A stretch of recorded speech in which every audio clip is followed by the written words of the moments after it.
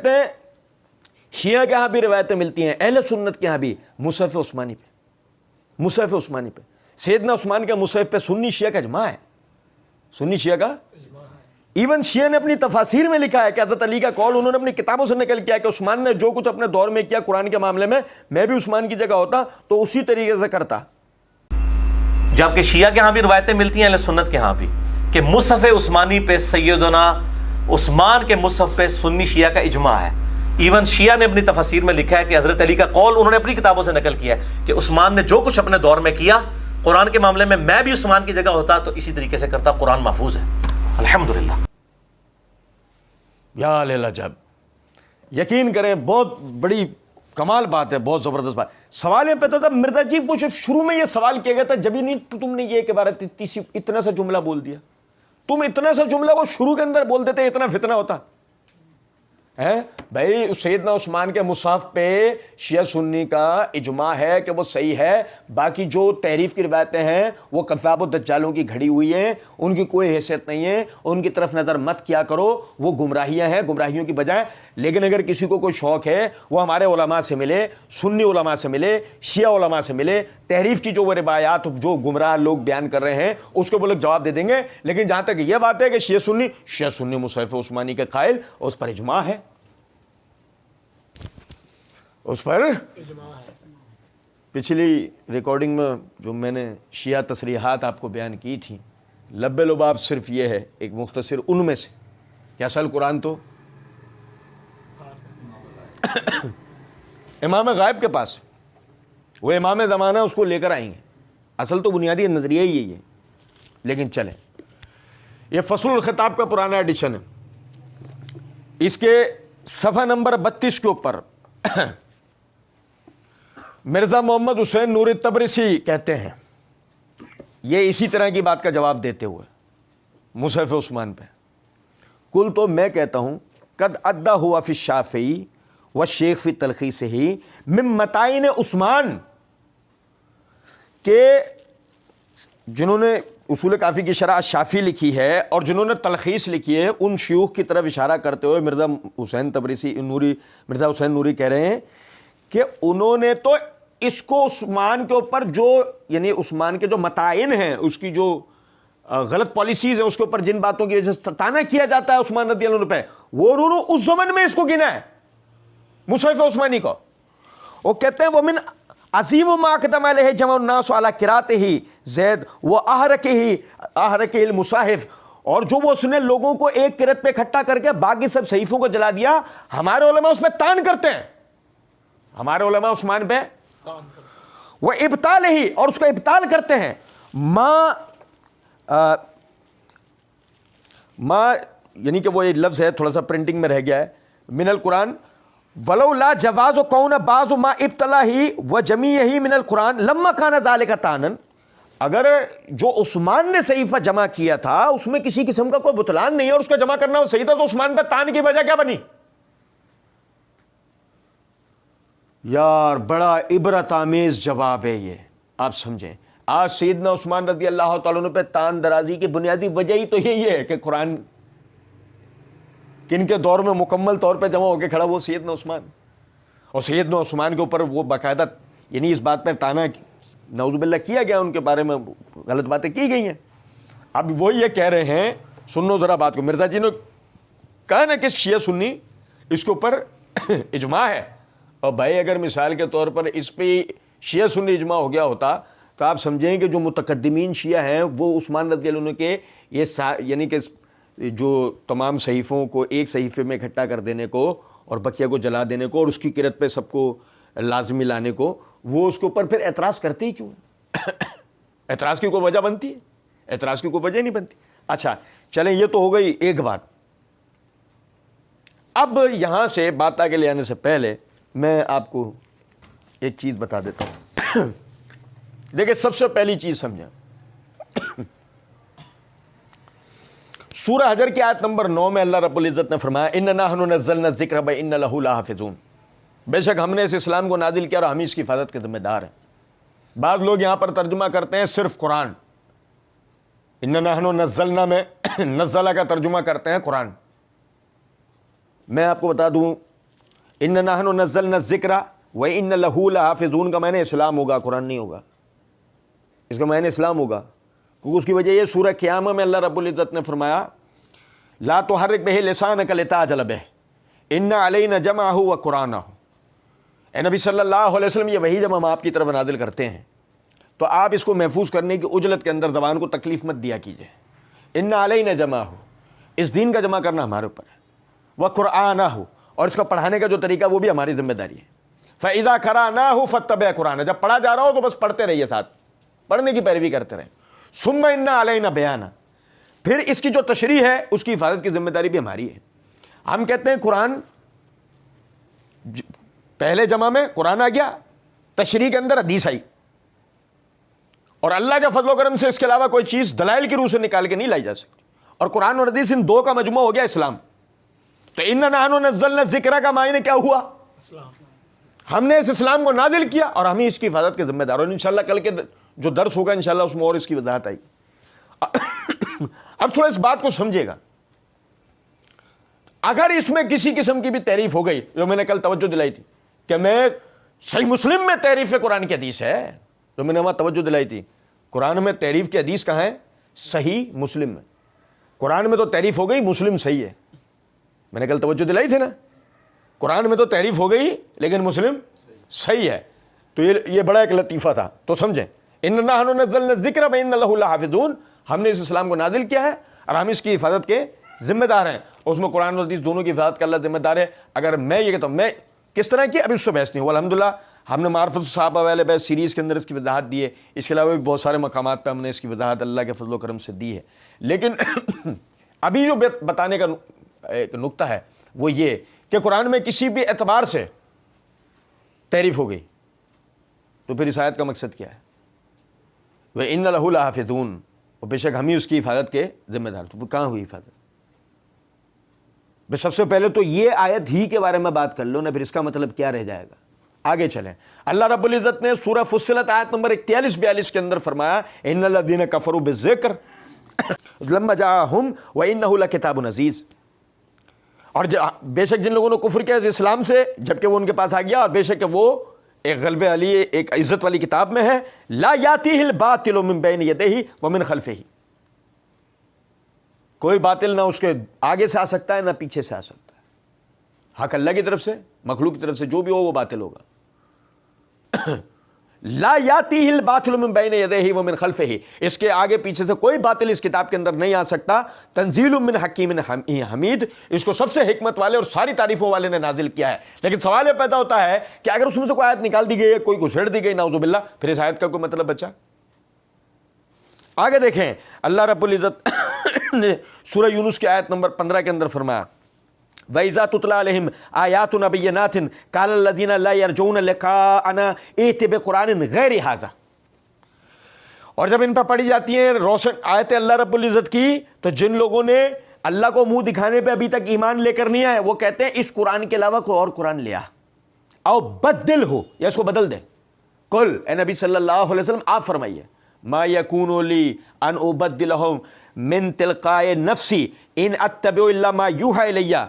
ए नबी सल्लल्लाहु अलैहि वसल्लम आप फरमा दीजिए मेरी क्या मजाल, मेरा ये काम नहीं कि मैं अपनी तरफ से इसमें कोई किसी किस्म का तगय्युर या तबद्दुल कर दूं। इन अत्तबिउ इल्ला मा यूहा इलैया, मैं तो उस वही की पैरवी करता हूं जो मेरी तरफ नाजिल की जाती है, मैं उसमें अपनी तरफ से कोई बात नहीं कर सकता।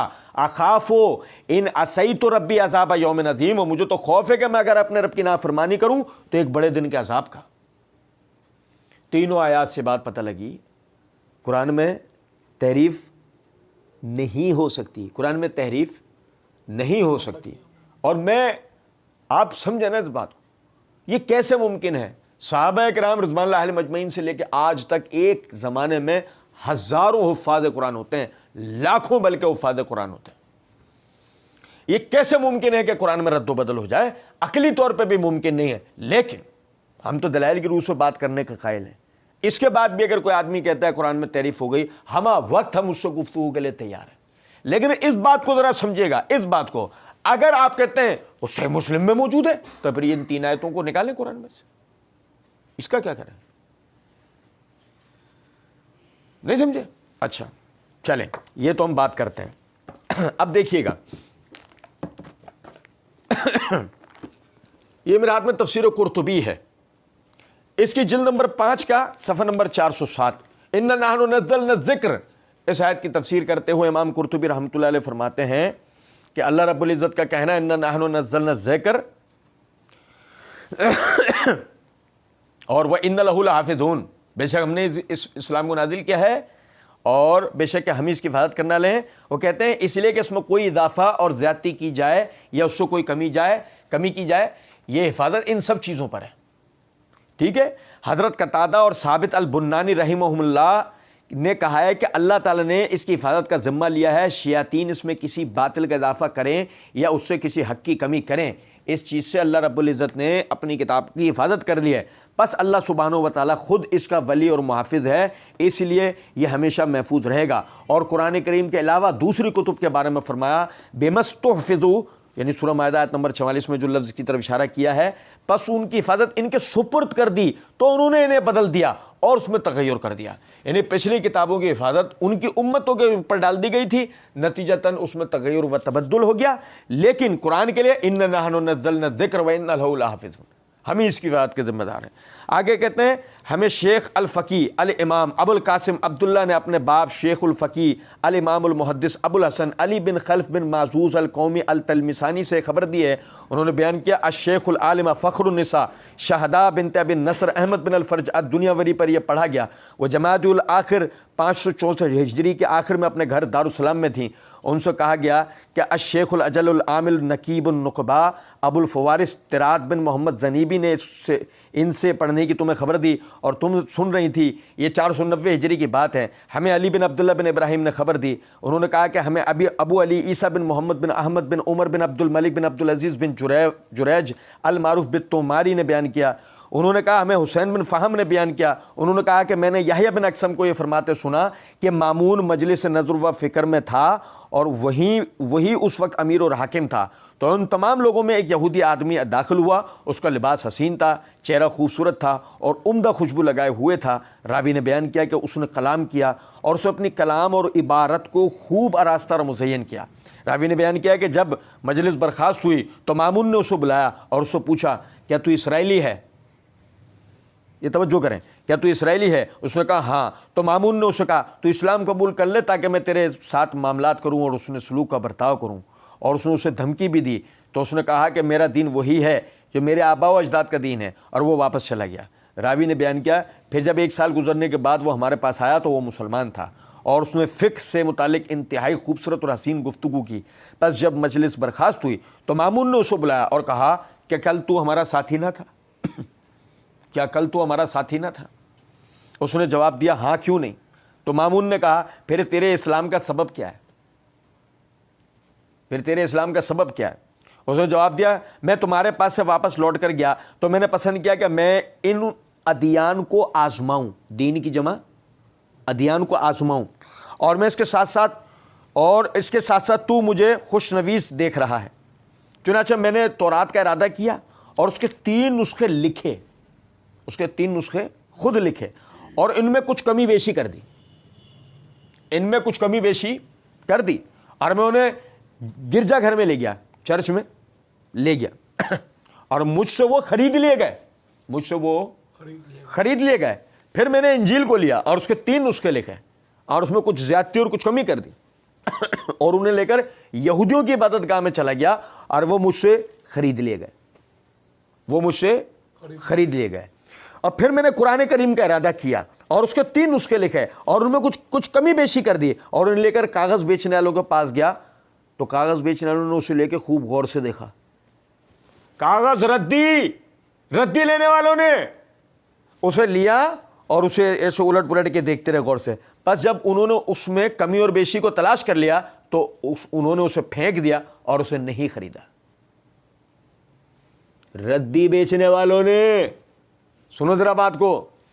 تو مجھے یقین ہو گیا کہ یہ کتاب محفوظ ترین کتاب ہے, یہ قرآن مجید محفوظ ترین کتاب ہے. بس یہی میرے اسلام لانے کا سبب ہے.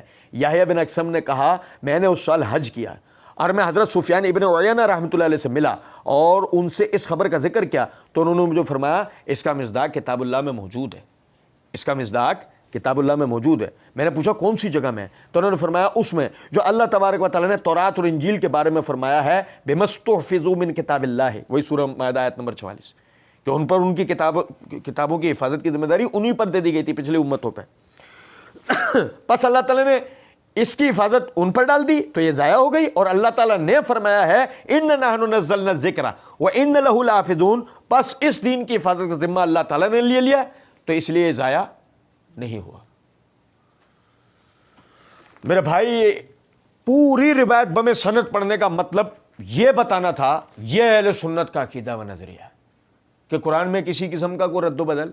اور سنو ذرا بات کو، میں ایک انتہائی آسان کتاب کی آپ کو مثال دے رہا ہوں، نہ بریلوی کا مسئلہ، نہ دیوبندی کا، نہ اہل حدیث کا مسئلہ، بقول مرزا جی کے بابے ہمارے ہیں۔ مرزا جی نے سارے بزرگ مسلمان بزرگوں کو ہماری طرف منسوب کر دیا ہے نا کہ یہ اپنے بابوں کا دفاع کرتے ہیں، اب مرزا جی بابے ہمارے ہیں اور عقیدہ ہمارا ہے۔ بابے بتائیں گے، کون بتائیں گے؟ اور 13ویں امام کو ہم سے سننا ہوگا، ہاں، جہلمی بابا، جلا ہوا پاپا، ذرا سا چائے میں ڈبو ڈب نیچے، ختم، پہلی دفعہ میں ڈوب جاتا ہے۔ سنے ذرا بات، بے غیرت پاپا، سنے ذرا بات، یہ میرے ہاتھ میں غنیت الطالبین ہے، یہ غنیت الطالبین شمس بریلوی صاحب کا ترجمہ ہے۔ سنے ذرا بات، یہ ترجمہ بھی ہمارا نہیں ہے، شمس بریلوی صاحب کا ترجمہ ہے، صفحہ نمبر 134 پہ۔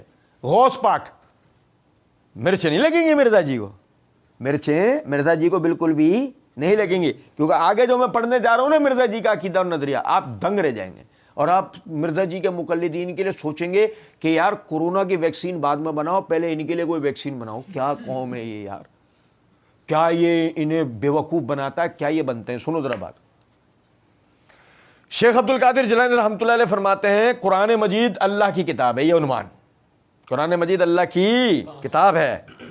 اب آگے وہ کہتے ہیں ہمارا عقیدہ ہے کہ قرآن مجید اللہ کا کلام ہے، ہمارا عقیدہ ہے کہ قرآن مجید اللہ کا کلام ہے، اللہ کی کتاب ہے، اللہ کا خطاب ہے، اور وہ وہی ہے جو اللہ نے حضرت جبرائیل علیہ السلام کے ذریعے رسول اللہ صلی اللہ علیہ وسلم پر نازل فرمائی۔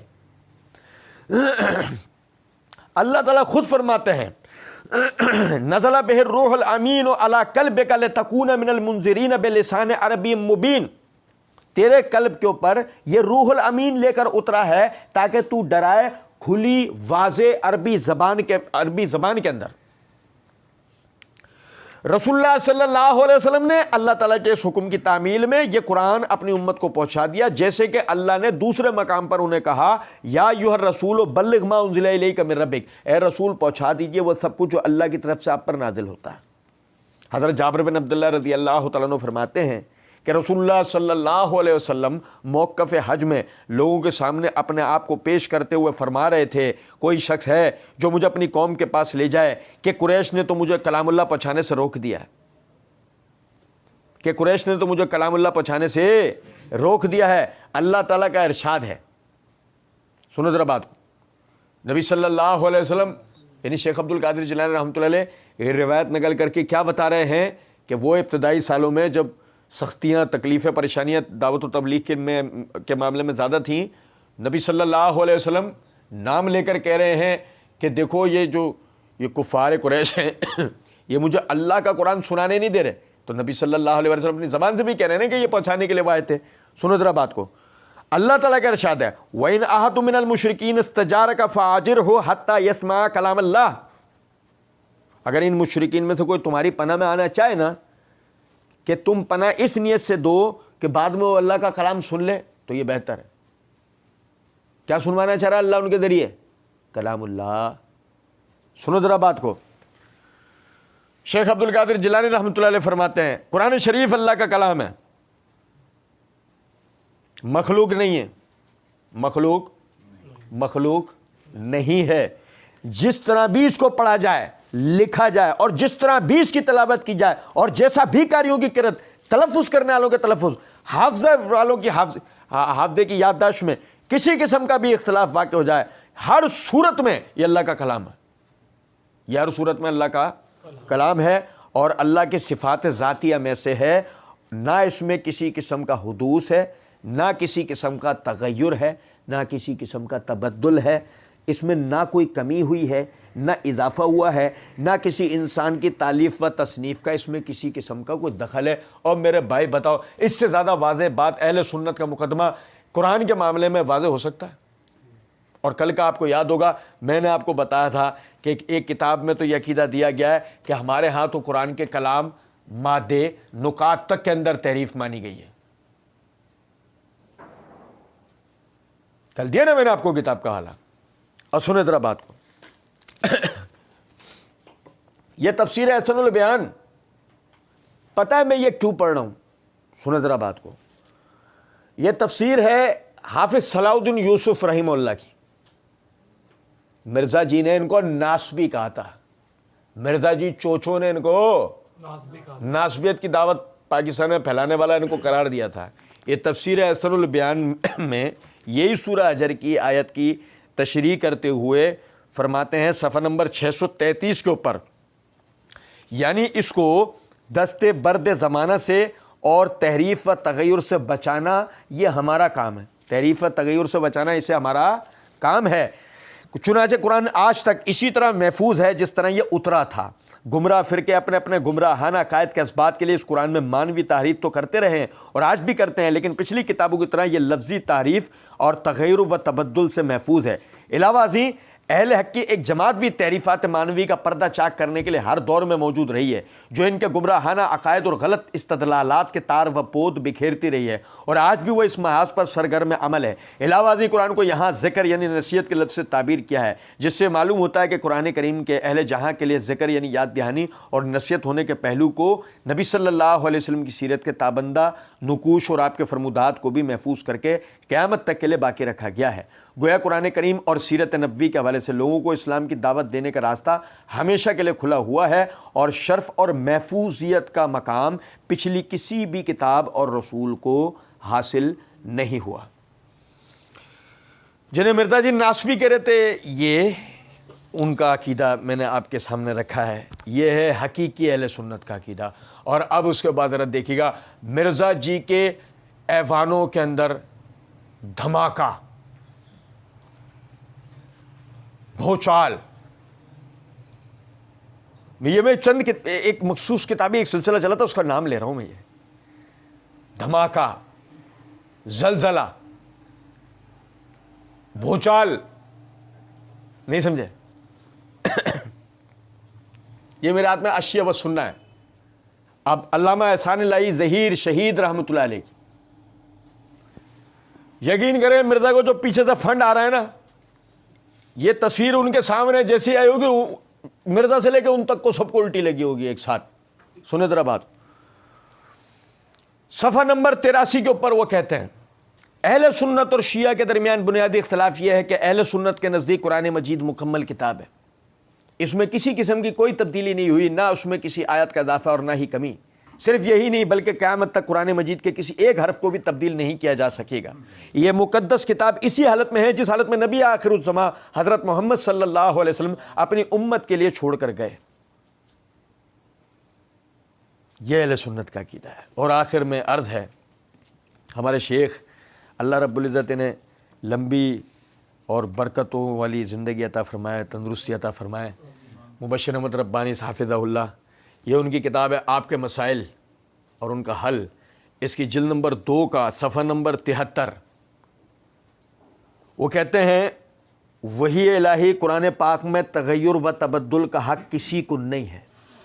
وحی الہی قرآن پاک میں تغیر و تبدل کا حق کسی کو نہیں ہے۔